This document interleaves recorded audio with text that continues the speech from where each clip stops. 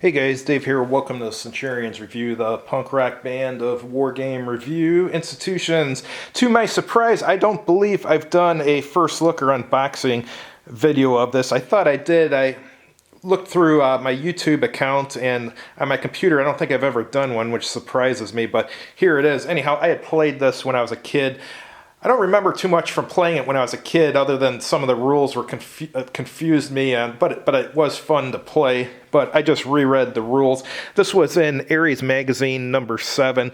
Essentially what's going on is an ambassador and his daughter have been captured by the Xenons, who are alien insectoids, and the Space Marines are sent to rescue them. And there's two missions you can do.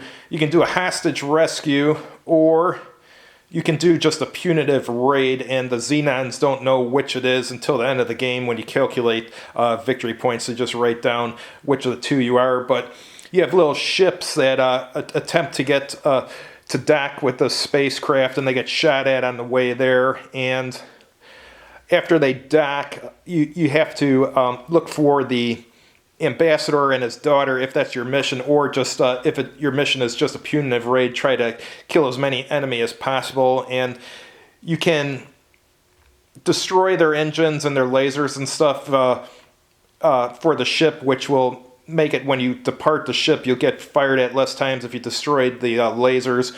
Or if you destroy the engines, then either it will delay the ship going into hyperspace, or it will prevent it from doing so completely. But anyhow, let's get into the game here. One thing I like is this included a metagaming catalog. I'll do a video on that. There's also a little article in here, some fluff about the rescue from the Hive to get you into the game before playing it. But the pages were, including the charts, 1, 2, 3, 4... 5, 6, 7, 8, so about 8 pages of rules. Starts out going over what's on the chit. You have a melee combat strength, out of command range, and movement allowance, and then up here is a ranged combat strength. Most of the Space Marine units are just individual soldiers, but there's some Lancer units, which are actually 2 soldiers, which is something you got to keep track of because that affects the stacking limit since they count as 2. And there's queens in this, and master queens, which do mind control. If you get too close to them, they can attempt to mind control your Space Marine, and while he's mind controlled, he can, as long as he stays within a range of 3 of them, he has to perform any order they tell him to do. Alright, so you start the game by determining the initial forces. You're given a certain amount of points, and you buy your units and the number of drop ships you need and so forth. And here it's going over setting up the game.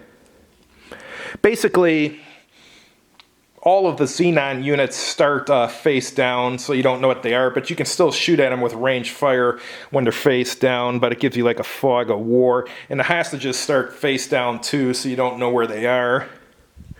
Alright, and the sequence of play starts with a Xenon command phase, which has a mind control segment, and then a queen activation segment. They all start inactivated, but they can be activated. For example, if you shoot at them, or if you shoot into the area they're in, or if you enter the box they're in, you can activate them. And also, going by memory, I just read the rules, you can activate other queens nearby if it's not the turn that your queen activated on. And then it's going to Terran movement and combat, so you have your movement and combat segment, your melee combat segment, and then the Xenon movement and combat phase, which has movement and ranged combat, melee combat, and then the Hive escape phase, where if you're trying to evacuate, you try doing so right there, and in which case the outer defenses will shoot at you if you haven't destroyed all the lasers. And last, there's a hyperdrive segment, so if it's the turn that they're supposed to go to hyperdrive and you have any Space Marine units on board, well, they're considered lost. Right, and then it's got some mind control rules. Those are the kind of, how should we say this? This game has some interesting ideas, but some of the rules give you a headache.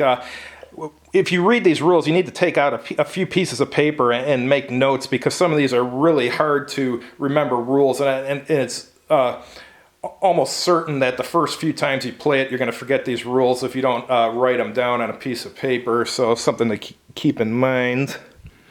All right, now it's going over the Hive organization.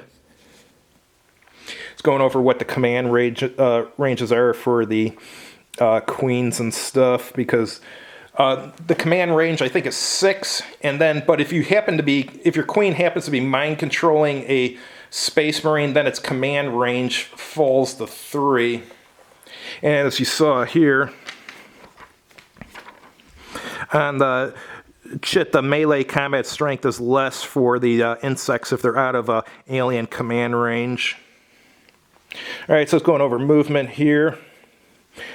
There's doors and stuff here that you can go through, and you have engineers. If you really need to, you can blow a hole in a door. And when you create breaches for your ships to attach to the alien ship, you can have those doors either open or closed, and you can close them at will if you have a reason to do so. So here it's going over boarding, talking about where you place the breaches and stuff. And it's going over the unknown units. I think we talked about that. And going over the ranged combat. And let's see, incapacitation. Basically, if you're incapacitated, you can't attack in melee or ranged combat. And you can't mind control if you're queen and incapacitated. And here it's going over demolitions. Demolitions, you can blow up laser pods, engine rooms, and you can blow holes in walls. And the Xenons, if they get to your drop ships, they can blow up your drop ships if they get there. And here there's booby traps, which the insects can buy. They can buy either real booby traps or fake ones. The fake ones are just basically decoys. They're placed face down on the map, so you don't know if that's a enemy unit there or a booby trap or what, so it's kind of a fog of war. Alright, going into melee combat here. And here's unusual features of the Hives, going into what happens when you destroy the engines, which slows the Hive from going into hyperdrive, or if you destroy all of them, then it can't go in hyperdrive.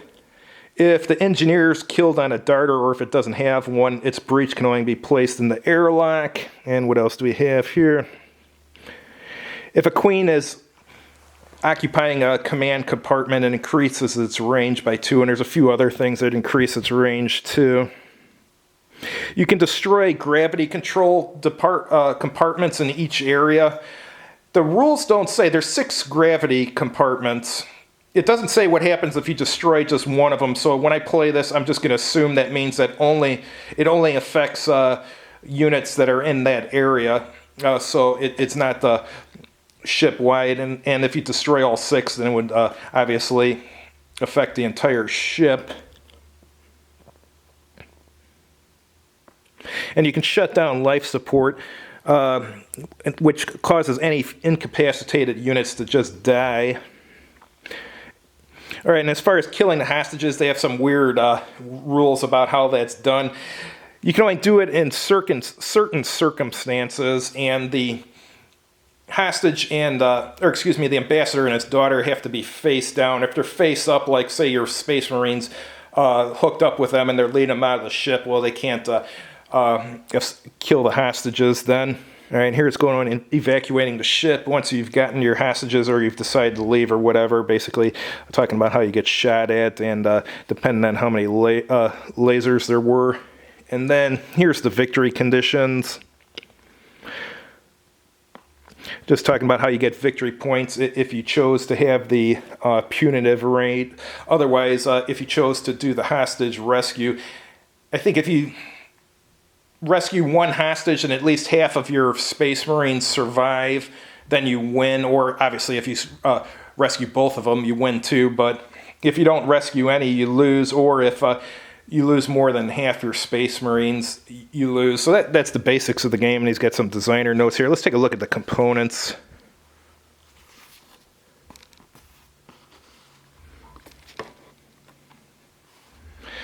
Here's the counters. The only ones that are double-sided are really, as far as the units, are the Lancers. That's it. There's some other units where they have one on the back side, but that's actually a separate unit. That's like, those are single-step units that are separate. It's got some incapacitation markers. These are your breach markers, mind control markers. Keep track of your game turn, and here's all your aliens and so forth. Reader survey card for Ares magazine. And here's some solitaire rules from, looks like the guy I bought this from, where'd he copy these from Moves magazine or something. So these give the rules for playing solitaire. And let's take a look at the map. I'll explain the map. Map's a little bit unusual. All right, first thing we got to talk about with this map is the spaceship that's shaped like a cylinder. So this space here connects to that one, this one connects to that one, this one connects to that one. This laser pod L6 connects to L1 because they're all rolled up into a cylinder.